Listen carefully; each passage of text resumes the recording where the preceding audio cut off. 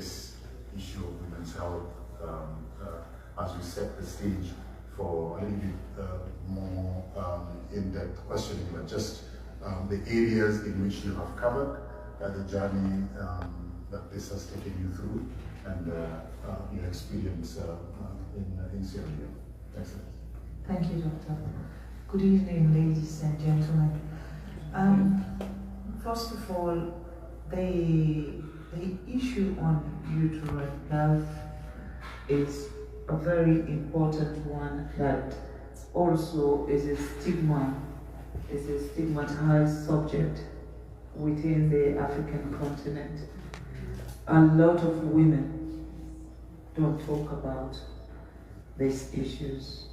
And when we are talking about uterine health, there is no important organ in a woman's body compared to that, because that is where you give life.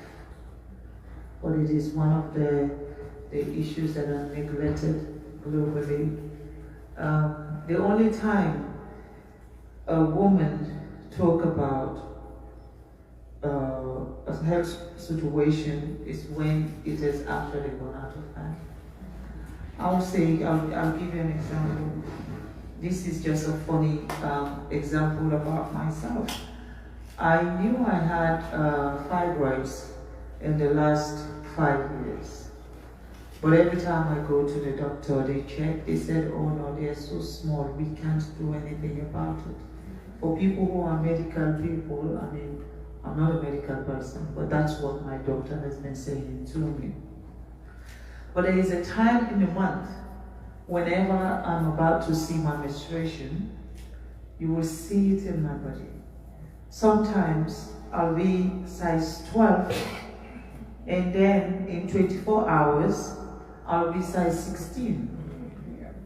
So, you know, as recent as 3 weeks ago, I went to a function in the United Kingdom. When I was leaving my house, I was size 12. A few hours into the program, everyone was saying that the First Lady is pregnant. I'm telling you, and it became a national news. Oh my God, the president has scored goal. The president is oh man, you know, the president forget to deliver in this STG what he had delivered in that one. And everyone was calling me, including my elder daughter. Mom, I'm like, yeah, I thought she was going to say, how are you? Are you? Mom, are you pregnant? I said, why? Oh, because there's this debate all over the place. Everyone is saying that you are pregnant. I said, ask them if I'm a married woman. I mean, I had to bring this up because, you know, when you are talking about something as sensitive as this, you want to start with yourself. I go through these issues at least 6-7 days in every month.